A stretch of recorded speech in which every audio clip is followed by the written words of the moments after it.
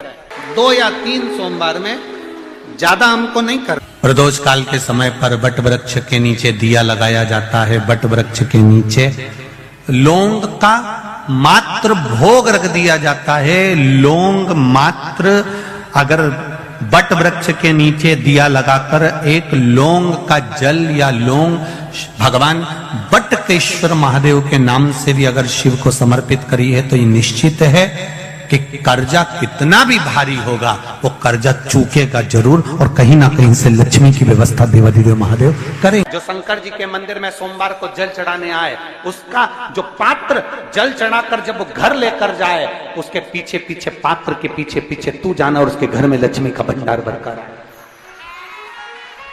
लक्ष्मी बेलपत्र के वृक्ष के नीचे तू विराजमान हो जा।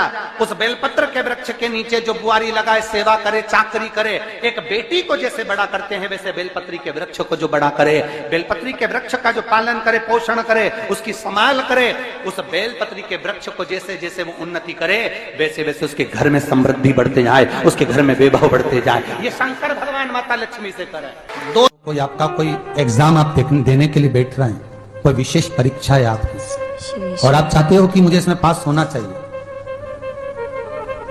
आप चाहते हो कि इस परीक्षा में मैं पास हो जाऊं और बहुत जरूरी है मेरा पास होना, मैं बहुत बार दे चुका हूं, बहुत बार दे चुकी हूं, तो प्रयास करना एग्जाम के पहले कोई सोमवार पड़े, त्रिपुरा सुंदरी माता का नाम लेकर उत्तर की ओर मुख कर कर गन्ने का रस, शुगर का रस, गन्ने का रस, एक का रस लेकर दोनों हाथों में कलश में भरकर नाम और गोत्र आपका बोलकर मन की कामना कर कर, जैसे कांवड़ शिव जी को चढ़ाते हैं दोनों हाथ से, उसी तरह वो गन्ने का रस से शंकर जी का अभिषेक त्रिपुरा सुंदरी के भाव से कर दीजिए महाराज। ऐसा कोई एग्जाम नहीं होगा जिसमें आप पास नहीं हो सकते, निकल ही जाओ, निकल ही जाओ।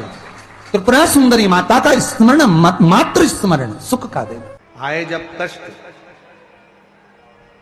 बहुत कष्ट का जीवन चल रहा हो, बहुत कष्ट की जिंदगी चल रही हो, ध्यान लगाना, अगर कष्ट का जीवन चल रहा हो, तकलीफ की जिंदगी चल रही हो, 5-7 सोमवार, या तो 5 सोमवार या 7 सोमवार, हाथ में दुर्वा, मान लो ये तुमने दुर्वा ले ली, हाथ में दुर्वा, एक बेलपत्र, और उसी हाथ में अपने घर का भरा हुआ 1 लोटा जल। पहले रखना है दुर्वा, फिर रखना है बेलपत्र, उसके बाद में हाथ में 1 लोटा जल, और दोनों हाथों का स्पर्श करते हुए जो अपना पूजन का कक्ष होता है घर के अंदर का, उस पूजन कक्ष की साक्षी में खड़े होकर अपने कुल देवता, पितृ देवता और अन्य देवताओं का स्मरण करते हुए, बाबा बहुत दुखी हूं, बहुत तकलीफ में हूं, बहुत कष्ट में हूं, मेरा परिवार आज दुख तकलीफ में है, मेरा परिवार आज कष्ट में है, दुख में है, कष्ट में है। बाबा को अपने मन का भाव कहते हुए, हृदय से प्रार्थना करते हुए अपने घर के मंदिर से निकल कर फिर उस जल को लेकर शिवालय तक जाओ और दक्षिण की ओर खड़े होकर उत्तर की ओर मुख कर कर जल समर्पित करो। बेलपत्र और दुर्वा दोनों को अशोक सुंदरी वाली जगह पर चढ़ा दीजिए। अशोक सुंदरी की जगह तो सबको मालूम है ना, अशोक सुंदरी वाली जगह पर उस बेलपत्र और दुर्वा को समर्पित कर दो। चढ़ा हुआ थोड़ा सा जल लेकर आओ, घर के दरवाजे पर उसका छींटा दे दो, लेपन कर दो, और बाबा से 5 सोमवार नियम से आप दुर्वा, बेलपत्र और जल का प्रयोग अगर करोगे, 5 सोमवार पूर्ण होंगे, जो तुम्हारा दुख है वो समाप्त जरूर होगा। शिव पुराण कह रही है, इसमें 3 चीजों का स्मरण करें। पहले नंबर पर दुर्वा, दूसरे नंबर पर बेलपत्र, और तीसरे नंबर पर जब जल चढ़ाकर वापिस आओ तो अपने घर में प्रवेश के पहले देहली पर, चौखट पर भगवान शंकर के अपने घर के द्वार पर शिव का नाम लेकर जल का सिंचन। 3, शिव जी की करुणा का गुणगान करने के लिए 3, जब आप तकलीफ में होते हो तो 3, शंकर को जल चढ़ाने वाला, 1 लोटा जल चढ़ाने वाले के पास 3 को भगवान शिव अवश्य भेजते हैं। दुख को समाप्त करने से पहले 3 को मेरा शंकर आपके दरवाजे पर जरूर भेजता है। पहले नंबर पर मां आद्य शक्ति दुर्गा को आपकी पड़ोसन के रूप में, आपके रिश्तेदार के रूप में, आपके कुटुंबी के रूप में, आपके संबंधियों के रूप में, किसी ना किसी के रूप में आपके पास भेजकर बोलेंगे, क्यों घबराती हो, क्यों चिंता करती हो, क्यों टेंशन लेती हो। मैंने सुना है कथा में, बाबा ने ये बताया था, एक काम कर, एक बेलपत्र, एक दुर्बा लेकर जा, बताएगी, आएगी, बैठेगी, सुंदर, उस दिन उसका चेहरा देखोगे आप तो आपको लगेगा ये मेरी पड़ोसन नहीं हो सकती। उसका चेहरा देखोगे तो आपको लगेगा ये मेरी देवरानी नहीं, ये मेरी जेठानी नहीं, ये मेरी ननंद नहीं, ये मेरा रिश्तेदार नहीं। आज इसका चेहरा कुछ और बोल रहा होगा। जब होगी तब कोई तुम्हारे कहेगा, धीरे से, सामने नहीं आएगा तो सुंदर स्वरूप धारण कर कर स्वप्न में आकर कहेगा। ऐसा लगेगा कोई तुम्हें जगा कर कह रहा है कि तू घबराना मती, तू ये कर लेना, समझ। धीरे से, सामने नहीं। अपनी अर्धांगिनी पार्वती को तुम्हारे पास भेज। दूसरे नंबर पर मेरे भोले बाबा, मेरे शंकर, मेरे त्रिकालदर्शी, मेरे करुणा सागर, मेरे शंकर। दूसरे नंबर पर अपने गण भृंगी को भेज देते। शिव जी के गण श्रृंगी और भृंगी का कर्म क्या? श्रृंगी शिव से दूर नहीं होता और भृंगी शिव जी की आज्ञा पाकर शंकर के भक्त के पास जाकर बैठता है। शिव जी अपने दूसरे पात्र को भेजते हैं भृंगी को। भृंगी दूसरे नंबर पर जाता है। उसका काम क्या है? भृंगी का कर्म क्या है?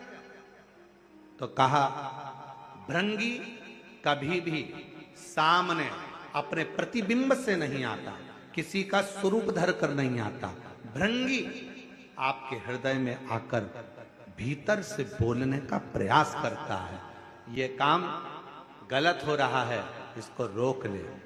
तेरा मन से अंदर से बोलने का प्रयास करेगा, एक काम कर, तू वहां चले जाए, ऐसा हो सकता है, तू ऐसा कर ले, तू वैसा कर ले, वो बताने का प्रयास करेगा, वो आपको। दूसरे नंबर पर भृंगी आपके मन की वाणी को शिव तक पहुंचाने का प्रयास करेगा। और तीसरे नंबर पर भगवान शंकर अपने भक्त का दुख हरने से पहले तीसरे नंबर पर भेज देते हैं अपने नंदीश्वर को, अपने नंदी गण को। मेरे शिव भेजते हैं। नंदी का काम क्या है? जैसे ही नंदी आता है, कोई व्यक्ति के रूप में, किसी रूप में, किसी फोन के रूप में, किसी कॉल के रूप में, किसी पत्र के रूप में, किसी मैसेज के रूप में, जब नंदी तुम्हारे घर में प्रवेश करता है तब वो तुम्हारे रास्ते को क्लीन कर देता है, रास्ते को साफ कर देता है, उसको मार्ग को प्रशस्त कर देता है। पुनीतावती नाम की एक महिला, एक कन्या ने जन्म लिया तमिलनाडु के कराईकला नगर में।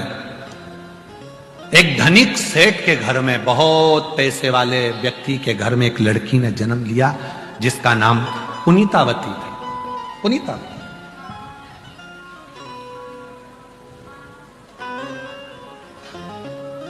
सेठ जी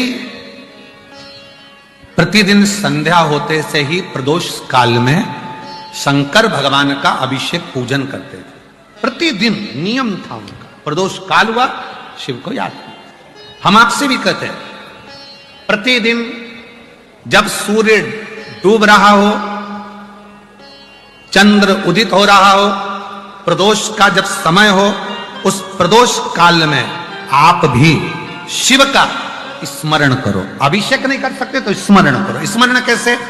बस तुम्हें लग रहा है कि मेरे घर में धन की कमी है, संपदा की कमी है, मेरे घर में वैभव की कमी है, मेरे घर में लक्ष्मी की कमी है, मेरा व्यापार नहीं हो रहा, भगवान मेरे बच्चों की लाइन नहीं बैठ रही, ना विवाह हो रहा, ना उनकी कोई नौकरी लग रही है, तो शाम का समय प्रदोष काल और दरवाजे की ओर जिस समय पर प्रदोष काल में प्रतिदिन मेरे शंकर भगवान माता पार्वती के साथ में नंदी पर बैठकर भ्रमण के लिए निकलते हैं, वो प्रदोष काल के समय पर दरवाजे की ओर मुख कर कर भगवान शंकर के या तो पंचाक्षर मंत्र नमः शिवाय, या षडाक्षर मंत्र ओम नमः शिवाय, या श्री शिवाय नमस्तुभ्यम, बस दरवाजे की ओर देखते हुए 5 बार या 7 बार शिव के नाम का उच्चारण कर कर, हे कुबेर भंडारी, हे कुबेरेश्वर महादेव, आपने लक्ष्मी को भी लक्ष्मी दी है, आपने कुबेर को भी लक्ष्मी दी है, कृपा करो मेरे घर में भी लक्ष्मी और वैभव दीजिए। झोली पसार कर नमः शिवाय श्री शिवाय नमस्तुभ्यम कहकर उस झोली को वापस अपनी ओर गिराओ। आप लगातार 2 महीना 3 महीना आप प्रदोष काल में शाम के समय भगवान शंकर जब रोज प्रतिदिन पार्वती और शिव जी निकलते हैं भ्रमण पर, उस समय पर आप रोज जब भगवान से निवेदन करोगी तो एक ना एक दिन मेरा भोले बाबा तुम्हारी झोली भर ही देगा। अब इसमें तुम्हारा धन लगा क्या? जम के बोलो जरा, इसमें तुम्हारा पैसा लगा क्या? इसके लिए तुम्हें कभी मंदिर जाना पड़ा क्या? इसके लिए तुम्हें कहीं जाना पड़ा क्या? नहीं, इसमें केवल समय का ज्ञान करना है कि शाम का समय प्रदोष काल का जो समय है, उस प्रदोष काल के समय में, और थोड़ा सा आगे पीछे भी हो जाएगा ना तो चलेगा। यह नहीं सोचना कि प्रदोष काल के समय पर मुझे मालूम नहीं पड़ा, यह समय निकल गया, मैं काम में लगी थी, उसमें प्रतिदिन नियम बना, प्रतिदिन श्री शिवाय नमस्तुभ्यम, श्री शिवाय नमस्तुभ्यम, श्री शिवाय नमस्तुभ्यम, श्री शिवाय नमस्तुभ्यम। प्रतिदिन प्रदोष काल में भगवान शिव के नाम का उच्चारण करना प्रारंभ करो। अगर तुम्हारा रोग समाप्ति पर ना जा रहा हो, बीमारी बढ़ती चली जा रही हो, बहुत ज्यादा कष्ट भी हो रहा हो, सरसों के फूल पीला कलर का होता है, किसी नदी तालाब बावड़ी कुआं सरोवर के तट पर एकांत में कोई शिव मंदिर हो या शंकर जी का कोई शिवलिंग रखो एकांत में, कभी तुम नहाने गए और तुम्हें दिख गया कि यहाँ एकांत है, कोई है नहीं और शंकर जी अकेले बैठे हैं, तो सरसों का फूल शिव को समर्पित करो। और जिस नदी के तट पर आपने शिवलिंग को सरसों का फूल चढ़ाया है, उसी जलाशय का जल लेकर अपने ऊपर प्रोक्षण 7 बार करो। नंदकेश्वर महादेव का नाम ले, डॉक्टर का इलाज कराते रहो, जांच कराते रहो, दवाइयां लेते रहो, और साथ में अगर 2 या 3 बार आपने सरसों का फूल चढ़ाकर जिस जलाशय, जो नदी तालाब बावड़ी कुआं जहां पर भी वो शिवलिंग रखा है, उसका जलाशय का जल यदि अपने ऊपर 5 से 7 बार प्रोक्षण कर लिया तो वो जो बीमारी शरीर में है उसको समाप्त होना ही पड़ेगा, धीरे धीरे वो समाप्ति पर जाएगी। तुम संपूर्ण तरह से हार जाओ, लगे अब कुछ भी नहीं अपने पास में, एकदम खाली हो गए, कुछ भी नहीं बचा, तब बेलपत्र के वृक्ष के नीचे शंकर जी के मंदिर के सम्मुख में 2 दीप लगाना प्रारंभ कर दीजिए। एक लंबी बाती का दीप, एक गोल बाती का दीप, एक शक्ति का, एक शिव का, दोनों दीप घी के दोनों सामने रखो, बाबा को प्रार्थना करो। शिव मंदिर में लगाने के बाद फिर बेलपत्री के वृक्ष के नीचे जाओ। उस बेलपत्री के वृक्ष के नीचे जाना जिसकी छांव तुम्हारे ऊपर पड़े। पौधा नहीं, पौधे की छांव नहीं आ पाती अपने ऊपर, पौधा छोटा सा रहता है तो उसकी छांव नहीं आती। बेलपत्र के वृक्ष की छांव में बैठकर 2 दीप लगाओ कि छांव है। 2 महीना नियम ले लो, शाम के समय पर, और शाम को प्रदोष काल में मेरे घर का कोई भी व्यक्ति जाएगा, शिव मंदिर में 2 दीप और बेलपत्र के वृक्ष के नीचे 2 दीप लगाएगा। 2 महीना इंतजार करना, मेरा बाबा हाथ पकड़कर तुम्हें ऐसा दौड़ाएगा कि शिव अपने आप करुणा करने लगेगा। चढ़े हुए जल को जब आप थोड़ा सा लेकर आते हो, आपको बताया था ना कि खाली लोटा नहीं लाना चाहिए, खाली कलश शंकर जी के मंदिर से वापस नहीं लाना। शंकर भगवान को जल चढ़ाया, चढ़ाने के बाद थोड़ा सा जल हाथ में या कटोरी में या कलश में झेल लिया, भले 2 बूंद लाओ पर अपने घर पर लेकर आओ। उस 2 बूंद जल का भी स्पर्श कलश के अंदर हाथ की 3 उंगलियां लगाकर अगर त्रिशूल पर टच कर कर मात्र आपने उस कलश के अंदर लगा दिया और वो जल भी आपने अपने घर पर छोड़ दिया, छीट दिया या उसका आचमन मात्र हो गया, तो व्यक्ति का यश बढ़ना अपने आप प्रारंभ हो जाता है, उसकी यश की प्राप्ति उसको होने लगती है, उसको यश की वृद्धि होने लगती। उसको यश की प्राप्ति होने लगती है। जिसको अपना गोत्र का स्मरण नहीं होता, तो ब्राह्मण देवता भी कह देते हैं एक काम करो, शंकर भगवान का नाम ले लो, शिव जी का नाम ले लो, भगवान उमापति का नाम ले लो। उसका गोत्र सबका गोत्र है, क्योंकि ब्रह्मा ब्रह्म लोक में है, भगवान विष्णु वैकुंठ लोक में है, और मेरा देव अधिदेव महादेव मृत्यु लोक में है, जो पृथ्वी पर है। हमारा गोत्र भी हमारे शिव के समर्पित है। शंकर ही हमारे गोत्र में है और हम ही शंकर के गोत्र में है। नहीं मालूम, हमने उसका भजन करना। अर्जुन से हमको एक बात सीखना चाहिए। अर्जुन का एक निर्णय सबसे प्रबल निर्णय था,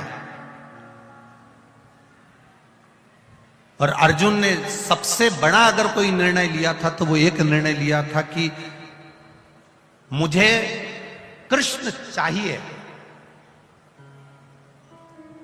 कृष्ण मेरे हो जाए। ये अर्जुन का निर्णय था।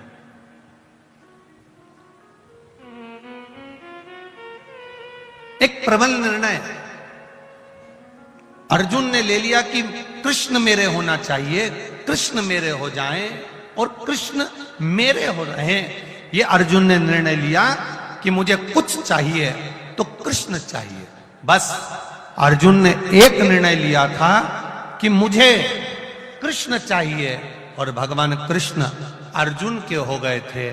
फिर अर्जुन ने कोई निर्णय नहीं लिया, बाकी के निर्णय भगवान कृष्ण ने लिए। अर्जुन चुप बैठे। फिर अर्जुन ने कोई निर्णय नहीं लिया, जितने निर्णय लिए वो भगवान कृष्ण ने लिए। अर्जुन ने एक निर्णय ले लिया था कि मुझे कृष्ण चाहिए, और एक निर्णय, प्रबल निर्णय आपके पास में अगर आ जाता है तो बाकी के निर्णय आपको नहीं लेना पड़ते, बाकी के निर्णय देवाधिदेव महादेव लेते हैं। आप कृष्ण को चुन लिए, आपने राम को चुन लिया, आपने शिव को चुन लिया, आपने रामायण को चुन लिया, आपने श्रीमद् भागवत को चुन लिया, आपने शिव महापुराण को चुन लिया। आपने एक निर्णय ले लिया कि शिव मेरे हैं।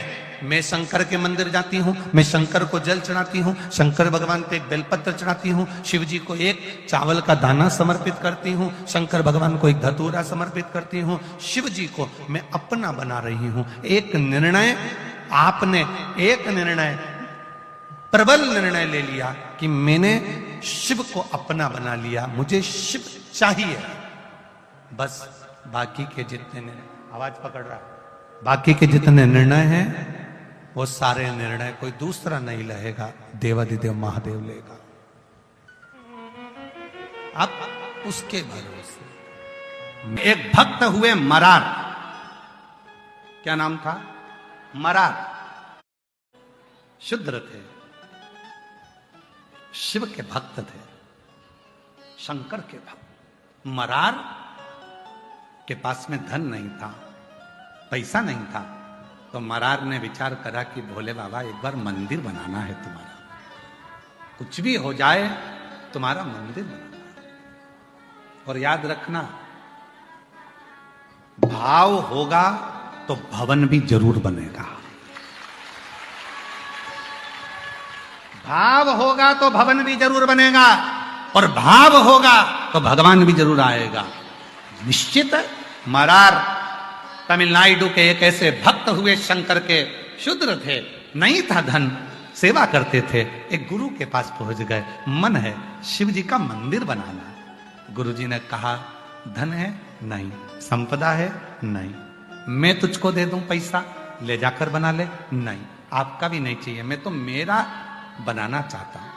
ठीक है, तो एक काम कर, धन नहीं, पैसा नहीं, तो मन में मंदिर बना। मन में मंदिर कैसे? कहीं से ईंट ला, कहीं से मिट्टी ला, कहीं से ओटला बना, शिवलिंग लेकर आ, नंदी लेकर आ, मन में बिठाते जे। अपने मन को ऐसा बना ले कि मैंने शिखर की डिजाइन ऐसी करी है, उसका दरवाजा इतना बड़ा रखा है, सुतार से बात करी थी, बात सबसे कर किया, सुतार के पास जाकर ना दरवाजा लगाना है मंदिर में, कितना बड़ा लगाऊं, ऐसा ऐसा, मन में मंदिर बनाते चले जा। उसने अपने मन में मंदिर बना लिया। भक्त का नाम है मरार भक्त। कोई तुमसे कहे किसी और वाले महाराज जी ने कह दिया कि लाइट से टार्च, मोबाइल की टार्च से ही आरती कर लो, तो उनको जवाब दे सकते हो। मरार भक्त, शिव भक्त था, मन में मंदिर बन गया। पंडित जी के पास गया, प्राण प्रतिष्ठा की मुहूर्त दे दो। पंडित जी ने कहा तूने मंदिर का बना लिया? मेरे मन में बना लिया। तो मन में बना लिया तो कभी प्रतिष्ठा? नहीं नहीं नहीं, तुम मुहूर्त दो, मैंने सब पूछ पूछ के बनाया है, तुम मुहूर्त दो। पंडित जी ने मुहूर्त निकाला, इस तारीख का मुहूर्त है। कांची वहीं पास में लगी हुई थी, और उस स्थान का राजा एक बहुत बड़ा मंदिर बनाया था। वहां से 100 किलोमीटर की दूरी पर राजा ने मंदिर की प्राण प्रतिष्ठा का मुहूर्त भी वही निकाला जो मरार ने निकाला था। मरार राजा शिव का इतना बड़ा भक्त था कि हवन यज्ञ से शंकर जी को प्रसन्न कर लेता था। आज शिव जी के पास में उसने भी मुहूर्त निकाला और प्राण प्रतिष्ठा दोनों जगह चालू हो गई। राजा प्राण प्रतिष्ठा कर रहा है, बड़े बड़े विद्वानों को बुलाकर, बड़े बड़े यज्ञ कराकर, अनुष्ठान कराकर, सब दान कर कर प्राण प्रतिष्ठा चल रही थी। और मरार बैठ गया था, आज का मुहूर्त है, इतनी वजह से यज्ञ चालू हो गया है, ब्राह्मण हवन करा रहे हैं, मेरा भोलेनाथ आकर प्रतिष्ठा में बैठने वाला है, उसके प्राण प्रतिष्ठा होने वाली है। और प्राण प्रतिष्ठा चलती, राजा ने शिव जी को सामने से जाते हुए देखा। राजा कहने लगा, भोले बाबा आज मेरे मंदिर की प्राण प्रतिष्ठा तुम्हें बैठना है? शंकर जी बोले, आज नहीं बैठ सकता, कोई दूसरा मुहूर्त निकाल ले, आज तो मरार के दिल में जाकर बैठना है, उसने जो मंदिर बनाया है, उसने जो हृदय में मंदिर बनाया है। भाव होगा तो भवन बनेगा, और भवन में भगवान तब आता है जब भाव निर्मित हो जाता है। मेरे भक्त के हृदय में जो मंदिर बना है उसकी प्राण प्रतिष्ठा है। कहा वो मरार के दिल में तुम बैठोगे? हाँ, राजा का प्राण प्रतिष्ठा छोड़कर शंकर भगवान मरार के दिल में जाकर बैठ गए। दिल में एक दिन मरार के मन में जाकर बैठ गए तो मरार के मन में आया, अब प्राण प्रतिष्ठा पे भंडारा कराना चाहिए, हलवाई नहीं मिल रहा, भोजन कैसे कराऊं, किसको जिलाऊं? शंकर भगवान ने कहा, मेरी धर्म पत्नी से जोरदार कोई हलवाई नहीं है, पूरी काशी को भोजन करा रही है अन्नपूर्णा। आंखें बंद कर कर बोला, अन्नपूर्णा माता भोजन कराना है। अन्नपूर्णा जी ने हृदय में आकर पूछा, कितनों को कराना? पूरे गांव को जिमाना है। इसने तो सोचा ही था। अन्नपूर्णा ने पूरे गांव को निमंत्रण दे दिया। जो जहां बैठा था वहां पंगतें लगना चालू हो गई, भंडारे चालू हो गए, मालपुआ, खीर, रबड़ी सब बनना प्रारंभ हो गया। भंडारे चल रहे थे, जैसे ही आंख खुली इतना बड़ा भंडारा। सारे गांव के लोग कहने लगे, मरार गजब कर दिया, तेरे पास इतना पैसा कहां से आ गया कि खीर मालपुआ खिला रहा? मरार कहने लगा, मैंने तो प्राण प्रतिष्ठा का भंडारा करा था। लोगों ने पूछा, मंदिर कहां है? तो के भीतर प्रतिष्ठा हो गई, हाँ भगवान बैठ गए, हाँ। वो भंडारा सारा गांव खा रहा था। कोई तुमसे पूछे, किसी और वाला बाबा कह दिया कि दिया बाती भी नहीं हो तो टार्च तो है ना मोबाइल। दिल भाव होगा तो भवन बनेगा। और प्रैक्टिकल करके देखो मरार की इस कथा का, मरार की कथा का प्रैक्टिकल करके देखना। कई माता कहती हैं हमारे यहाँ मंदिर नहीं है, कोई माता कहती है हमारे मंदिर दूर है, कोई माता कहती है हम मंदिर नहीं बना सकते, कोई माता कहती है हमारे पास पैसा नहीं है, हम मंदिर कैसे बनाए। शिव पुराण कहती है, एक बार शंकर का छोटा सा शिवलिंग किसी पेड़ के नीचे भी रखकर देख लो या खुले आसमान में रखकर देख लो, जल चढ़ाते रहोगे, भाव बढ़ता रहेगा तो एक दिन उस भाव के कारण वहां भवन बनकर ही रहेगा, मंदिर बनकर ही रहेगा। चढ़ाते रहो। एक बार अयोध्या में मेरे भगवान राम टेंट में आकर बैठ गए और टेंट में बैठे रहे तो लोगों का भाव बढ़ता रहा, भाव बढ़ता रहा, भाव बढ़ता रहा, भाव बढ़ता रहा, भाव बढ़ता रहा। ऐसा भाव बन गया कि आज वो टेंट की जगह पर अयोध्या में मेरे भगवान श्री राम मंदिर में जाकर विराजमान हो गए। भाव है तो भवन है, भाव है तो भगवान है, और भाव ही नहीं तो मंदिर कितने भी बनाकर रख दो, भाव नहीं है तो फिर भगवान भी नहीं। कई कई मंदिर ऐसे हैं बने बहुत बड़े बड़े हैं पर कोई जाता ही नहीं है, भाव ही नहीं है। मां तो लोग सोचते हैं कि कमाने के लिए बना लिया, आन दो धन दौलत संपदा, तो भाव भी तो होना चाहिए। भाव अच्छा होगा तो भगवान। कोई नया काम का चालू कर रहे हो आप, कोई व्यापार के लिए जा रहे हो, नौकरी नहीं लग रही हो, सर्विस नहीं लग रही हो आपकी, आपने बहुत एग्जाम दे ली, बहुत परीक्षा के लिए आपने तैयारी कर ली है, बहुत प्रयास कर लिया, बहुत प्रयास, अथक प्रयास आपने कर लिया। भगवान प्रदोष का अगर दिन हो और प्रदोष काल का समय हो और एग्जाम प्रदोष के बाद हो, या आपको तारीख मालूम पड़ जाए, उसके पहले अगर 15 दिन 20 दिन पहले भी प्रदोष पड़ रही हो, तो बेलपत्री समभागी बना। समभागी मतलब ये जो चिकना वाला पत्ता होता है ना बेलपत्री का, सीधा वाला भाग, और इस पत्ती का भी सीधा वाला भाग, ये दोनों जो बेलपत्री के चिकने भाग होते हैं महाराज, ये बेलपत्री का जो चिकना भाग है और ये चिकना भाग है, इन दोनों में लाल चंदन लगाकर बेलपत्री के भाग को जोड़ना महाराज।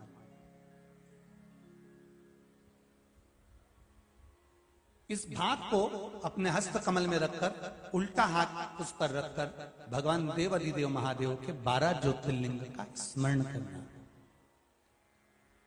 श्री शिवाय नमस्तुभ्यम, या पंचाक्षर मंत्र नमः शिवाय, या षडाक्षर मंत्र ओम नमः शिवाय।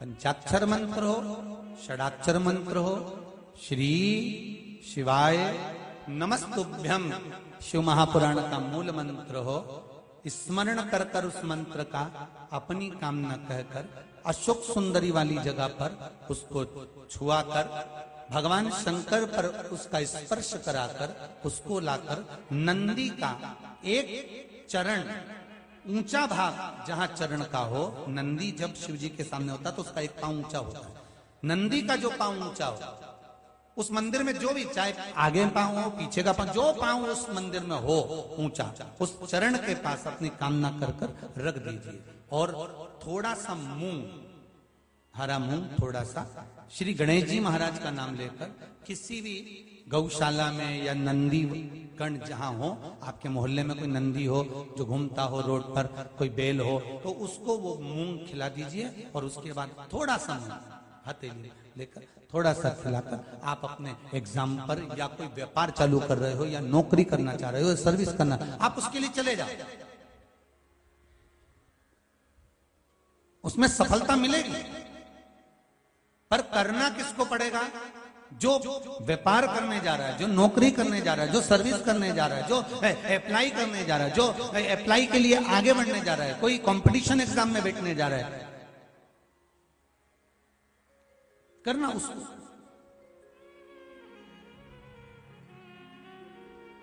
अच्छा, शादी करना है लड़के की, उपाय कर रही अम्मा, उपाय मां कर रही है। शादी करना है बेटी की, उपाय कर रही मां। थोड़ा तो बेटा बेटी का हाथ तो लगवाओ उसमें, भले वो करने नहीं जाए पर स्पर्श तो कर दे उसको।